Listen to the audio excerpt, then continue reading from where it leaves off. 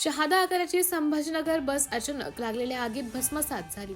छत्रपती संभाजीनगरच्या खुलताबाद तालुक्यातील पळसवाडी शिवारात एका हॉटेलजवळ उभी असताना या बसला आग लागली।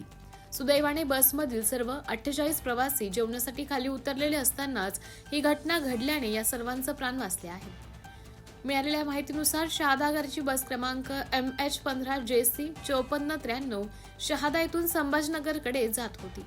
खुलताबाद तालुक्यातील हॉटेल आम्रपाली परिसरात सायंकाळी सुमारे 4:20 सुमारास प्रवाशांना जेवणासाठी ही बस थांबली होती। याच वेळी वाहकाच्या बाजूच्या मागील टायरचा अचानक स्फोट झाला। टायर फुटल्यानंतर काही क्षणातच बसला आग लागली आणि आग वेगाने पसरली।